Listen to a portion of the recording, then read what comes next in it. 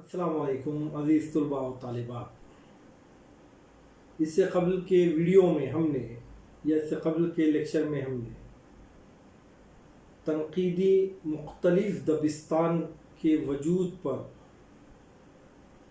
मुकम्मल रोशनी डाली है। अदब में अदब को जांचने और परखने के लिए जो मुख्तलिफ़ दबिस्तान हैं, वो दबिस्तान क्यों कर वजूद में आए और उसकी अदब में क्या ज़रूरत थी, इस पर हमने तफसीली गुफ्तगू की है। बाद अज़ा हमने जमालियाती तनक़ीद पर भी रोशनी डाली है। जैसे कि आप सभी तुलबा व तालिबात इस बात से वाकिफ़ हैं कि अदब का एक बुनियादी मकसद ये भी है कि क़ाराइन को, अदब को पढ़ने वालों को मसरत पहुँचाई जाए। और लाज़मी बात है कि इंसान को मसरत हुस्न व जमाल देखकर भी महसूस होती है। इंसान को खुशी खूबसूरत शय को देखकर होती है। जब उसके सामने कोई हसीन जमील खूबसूरत शय आती है, कोई फ़न आता है, तब इंसान को उसके दिल में एक मसरत का एहसास, एक खुशी का एहसास पैदा होता है। और बहुत कुछ हद तक अदब का भी यही मकसद है कि जब कोई क़ारी किसी फ़न का मुताला करे तो उसको खुशी महसूस हो, मसरत महसूस हो, यानी अदब बराए अदब का एहसास हो। इसी नज़रिए से जमालियाती तनक़ीद भी बहुत ज़्यादा अपनी जगह अहमियत रखती है। अदब जो कुछ लिखता है वो अदीब लिखता है। अदब का तख्लीक़कार जो होता है वो अदीब होता है। फ़न को तख्लीक़ करने वाला जो फ़नकार होता है, फ़नकार की शख्सियत, अदीब की शख्सियत का असर अदब पर भी हमें नज़र आता है। अदीब की सोच या किसी फ़नकार की सोच, उसकी फ़िक्र, उसकी तर्ज़ ज़िंदगी का असर हमें उसकी तख्लीक़ पर नज़र आता है। गालिब की ज़िंदगी का जब हम मुताला करते हैं तो गालिब की ज़िंदगी जिन जिन मसाइब से, जिन जिन परेशानियों से गुज़री हुई है, उन तमाम मसाइब का कहीं ना कहीं असर, उन तमाम परेशानियों का कहीं ना कहीं एक अक्स हमें उनकी शायरी में नज़र आता है। वैसे अक्सर हम देखते हैं कि लोग कहते हैं कि दहली की शायरी या दहली का दबिस्तान शायरी वो आह का है। आह ये जो लफ्ज़ है, ये जो कलमा है, वो दर्द की बुनियाद पर निकलता है। जब क़ल्ब किसी चीज़ के दर्द को महसूस करता है, जब दिल किसी दर्द के एहसास को महसूस करता है तो उसके दिल से आह निकलती है। और दहली का जो दबिस्तान है, दहली का जो स्कूल ऑफ शायरी है, जब हम दहली की शायरी का मुताला करते हैं तो हमें आह नज़र आता है। उसकी वजह ये है कि दहली बार बार लुटती रही, दहली बार बार उजड़ती रही। कभी मुख्तलिफ़ अंग्रेज़ों से, कभी बैरूनी हमलों से, कभी अंदरूनी हमलों से दहली को हमने बारहा उजड़ते देखा है। दरबारें उजड़ते देखी हैं, गलियों को, आबादियों को, इंसानी ज़िंदगियों को हमने उजड़ता हुआ देखा है। ये जो बार बार का उजड़ जाना, बर्बाद हो जाना, इसका असर ज़ाहिरी बात है कि वो अदब पर भी पड़ता है, अदीब पर भी पड़ता है, शायर पर भी पड़ता है। शोरा ने दहली के दर्द को महसूस किया, उनकी ज़िंदगी उस दर्द को महसूस की, और वही दर्द अदब के ज़रिए से, शायरी के ज़रिए से सामने नज़र आया। इसलिए जब हम दहली की शायरी का मुताला करते हैं तो दहली के बार बार उजड़ जाने का जो दर्द है, जो कैफियत है, उसका पस मंज़र वो वहाँ के शायरों पर नज़र आता है। جب لکھنؤ کے شعراء کی زندگی دیکھتے ہیں، عیش ہے، سکون ہے، چین ہے، عافیت ہے، محفلیں سجی ہوئی ہیں، داد دینے والے لوگ ہیں، ہے نا، تو پھر وہاں کی شاعری کا جب ہم مطالعہ کرتے ہیں تو واہ واہ کی شاعری نظر آتی ہے، تعریف کرتی ہوئی شاعری نظر آتی ہے۔ میرے بولنے کا مقصد یہ ہے کہ یہ جو واہ واہ کے کلمات ہیں، آہ کے جو کلمات ہیں، اس قسم کی جو شاعری نکلی ہے وہ وہاں کی کیفیت کے مطابق شاعری بنی ہوئی ہے۔ دہلی کا اجڑ جانا، درباروں کا اجڑ جانا وہاں کے شعراء کی زندگی کو متاثر کیا، تو ایسی تنقیدی دبستان یا ایسا فن جو ادیب کو، تخلیق کار کو، فنکار کی زندگی کو پڑھتا ہے، اس کی زندگی کو سمجھتا ہے، اس کے دل و دماغ کو سمجھتا ہے، وہ نفسیات کہلاتا ہے۔ اور وہی ایک نفسیاتی تنقید ہے جو ادب میں ادیب کو اور اس کی زندگی کو سمجھنے کا کام کرتی ہے۔ اور ہم نے اس سے قبل جو ہے نفسیاتی تنقید کو سمجھا ہے۔ تحلیل نفسی کے بھی مسئلے کو ہم نے سمجھنے کی کوشش کی۔ تحلیل نفسی جو ہے ایک ایسا نظریہ ہے جس میں ادیب، فنکار یا کسی شخص کے ذہن کا مطالعہ کیا جاتا ہے۔ ذہن میں جو قابضہ خیالات ہیں، وہ جو خیالات، وہ سوچ، وہ خواہشات جو ذہن میں جا کر سو جاتی ہیں، ان کو سمجھنے اور پرکھنے کا ایک اہم ذریعہ تحلیل نفسی ہے۔ اور اس کا ادب میں بہت کچھ حد تک نہیں تو کچھ حد تک کچھ حد تک جو ہے اس کا استعمال ہوا ہے۔ اور ادب کی روشنی میں نفسیات کی روشنی میں ادب سے پہلے ادیب کو، فن سے پہلے فنکار کو، تخلیق سے پہلے تخلیق کار کو جو ہے نفسیاتی تنقید سمجھنے کی کوشش کی۔ بہرکیف ادب کو سمجھنے کے مختلف ذرائع ہیں، مختلف دبستان وقت کے ساتھ ساتھ وجود میں آئے ہیں۔ ادب کو ہر کسی نے اپنے اپنے نظریے سے دیکھا، جانچا، پرکھا اور اس کا معیار کو معین کرنے کی کوشش کی۔ اسی طریقے سے ایک نظریہ جو ہے ادب میں وہ ہے مارکسی تنقید کا نظریہ، جس میں فن کو مارکسزم کے اصولوں کی روشنی میں سماجی، سیاسی، تاریخی اور ذہنی کیفیات کی روشنی میں سمجھنے کی کوشش کی جاتی ہے، اور یہی مارکسی نقطہ نظر کہلاتا ہے، اور اسی سے مارکسی تنقید کا وجود میں آیا۔ مارکسی تنقید جو ہے وجود میں آئی۔ اصل میں مارکسی تنقید پر سب سے زیادہ گہرے اثرات کارل مارکس کے نظریات کے ہیں۔ کارل مارکس 20ویں صدی کا ایک جرمن مفکر تھا۔ اس نے اپنی کتاب سرمایہ میں یہ خیال پیش کیا تھا کہ انسان دو طبقوں میں بٹا ہوا ہے۔ انسان دو طبقوں میں، دو حصوں میں بٹا ہوا ہے۔ ایک حصہ سرمایہ دار کا ہے تو دوسرا حصہ جو ہے مزدور کا ہے۔ یعنی انسان، پوری کائنات دو حصوں میں منقسم ہے۔ ایک سرمایہ دار میں یعنی دولت مند ترین انسانوں کا حصہ ہے، اور دوسرا جو حصہ ہے دنیا میں انسانوں کا وہ ہے مزدور کا، غریبوں کا، مفلک الحال لوگوں کا، پریشان حال لوگوں کا۔ ایک طبقہ ظالم ہے۔ ظالم طبقہ کون سا ہے؟ جو سرمایہ دار ہے۔ وہ اپنے سرمایہ کے استعمال سے، اپنی دولت کے ذریعے سے غریبوں پر ظلم کرتا ہے، ان کا استحصال کرتا ہے، ان کو پریشان کرتا ہے۔ اور تو دوسرا طبقہ مظلوم کا ہے۔ دوسرا طبقہ مظلوم کون سا ہے؟ دوسرا طبقہ مظلوم غریبوں کا ہے، مزدوروں کا ہے۔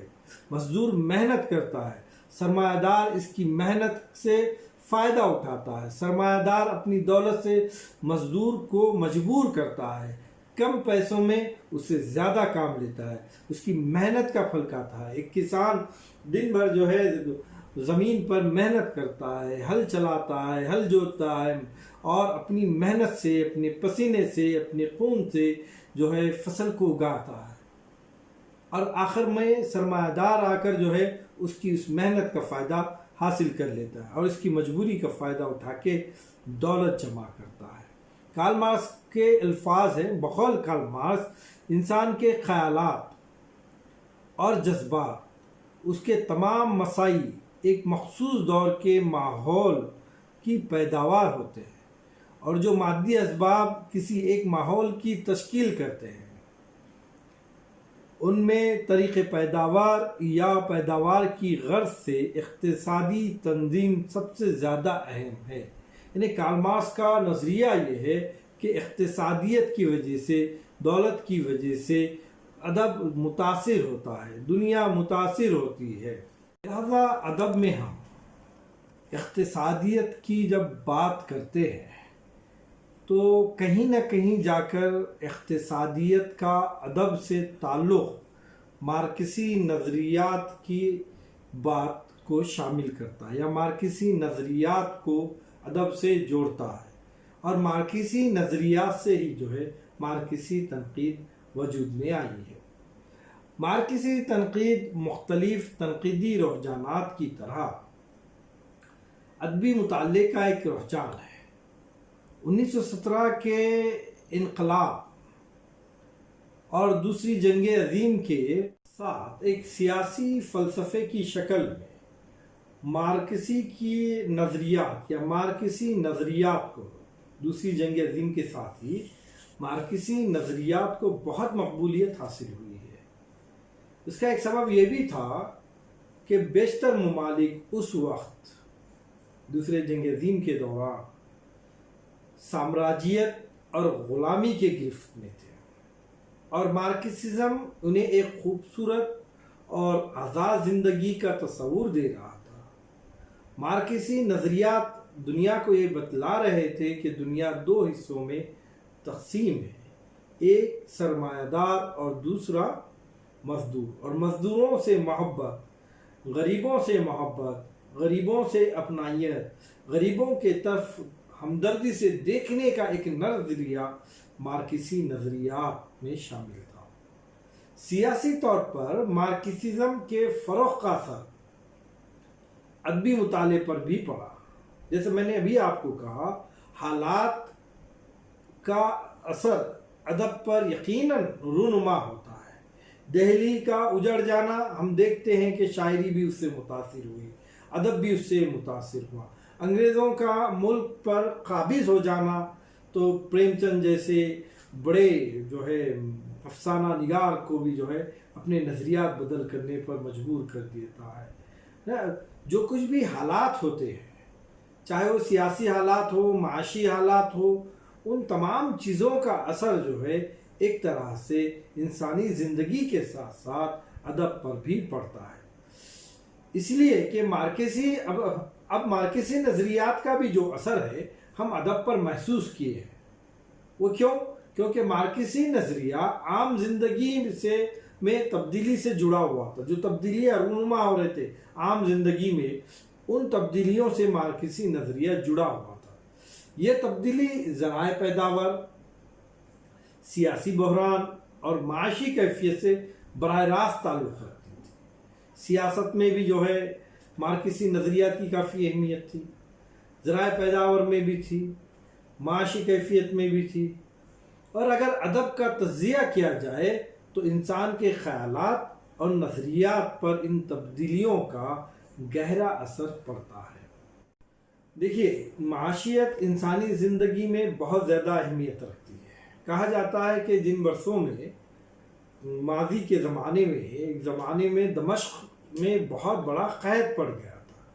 دمشق جو ہے ایک شہر ہے ملک شام کا، وہاں پر جو ہے قحط پڑ گیا تھا۔ اب ظاہری بات ہے، جب قحط پڑ جاتا ہے تو لوگ معاشی اعتبار سے پریشان ہو جاتے ہیں، کھانے پینے کے لیے پریشانی ہو جاتی ہے، فصلیں نہیں اگتی ہیں، کاروبار نہیں چلتے ہیں۔ اب ایسے حالات جو ہے دمشق میں پڑ گئے، تو کہا جاتا ہے کہ لوگ اس زمانے میں دمشق میں عشق کرنا بھول گئے۔ یعنی ہماری جو ادبی زندگی ہے، ہماری جو سماجی زندگی ہے، ہماری جو ایک طرح کی تہذیبی زندگی ہے، وہ تہذیبی زندگی، سماجی زندگی، ادبی زندگی، معاشی زندگی سے جڑی ہوتی ہے۔ یعنی ہماری زندگی کی تمام چھوٹی بڑی باتوں اور ہمارے حالات پر معاشی کیفیات کا اثر کسی نہ کسی طرح ضرور پڑتا ہے۔ اور اس سے بھی انکار نہیں کیا جا سکتا کہ انسان کے افکار و خیالات زندگی اور سماجی ڈھانچے کو متاثر کرتے ہیں۔ انسان کے افکار و خیالات زندگی اور سماجی ڈھانچے کو متاثر کرتے ہیں۔ اس طرح مارکسی تنقید اپنے معاشی رشتوں کے ساتھ ادبی اور جمالیاتی مطالعے کو اہمیت دیتی ہے، لیکن معاشی رشتوں کے ساتھ، معاشی اہمیت کے ساتھ، معاشیت کے ساتھ، اقتصادیت کے ساتھ وہ ادبی اور جمالیاتی مطالعے کو اہمیت دیتی ہے۔ ڈاکٹر محمد حسن نے لکھا ہے بقول ان کے کہ مارکسی تنقید دراصل فن اور زندگی کے باہمی رشتوں کی نگراں ہے۔ فن اور زندگی معاشیت سے جڑی ہوئی ہے، فن کا بھی تعلق زندگی سے ہے، زندگی دونوں کے درمیان ہے، ایک طرف معاشیت ہے، دوسری طرف فن ہے۔ معاشیت کا اثر زندگی پر بھی پڑتا ہے، معاشیت کا اثر فن پر بھی پڑتا ہے۔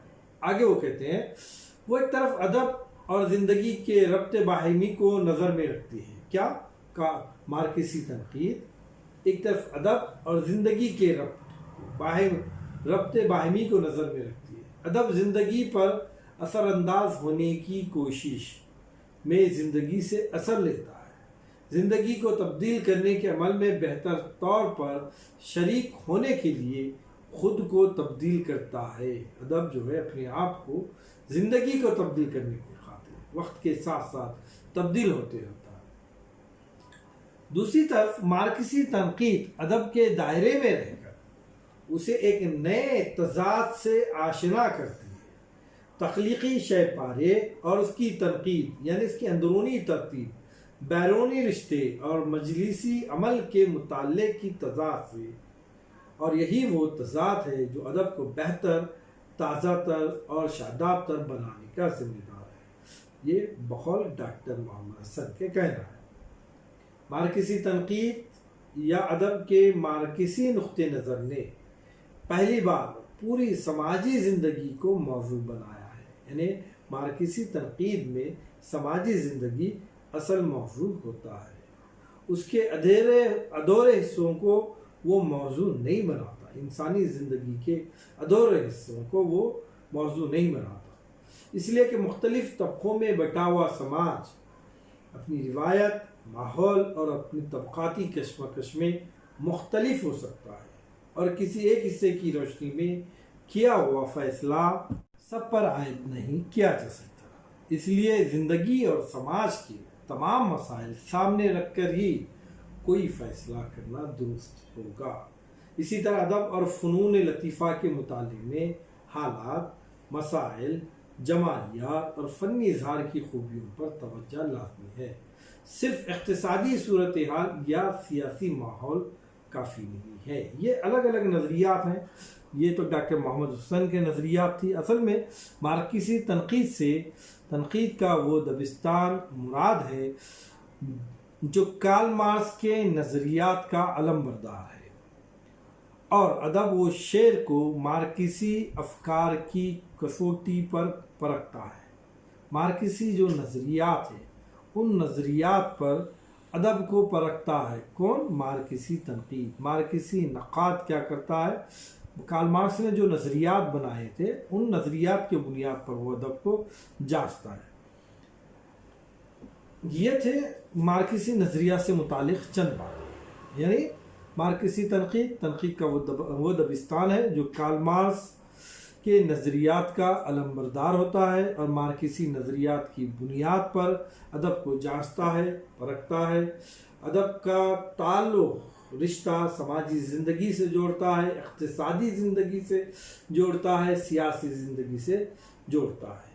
اس سے متعلق اور بھی بہت ساری باتیں ہیں، انشاءاللہ تعالیٰ عزیز ہم دیگر ویڈیو میں اس پر مکمل طریقے سے روشنی ڈالیں گے۔ آج کے لیے اتنا کافی ہے، شکریہ۔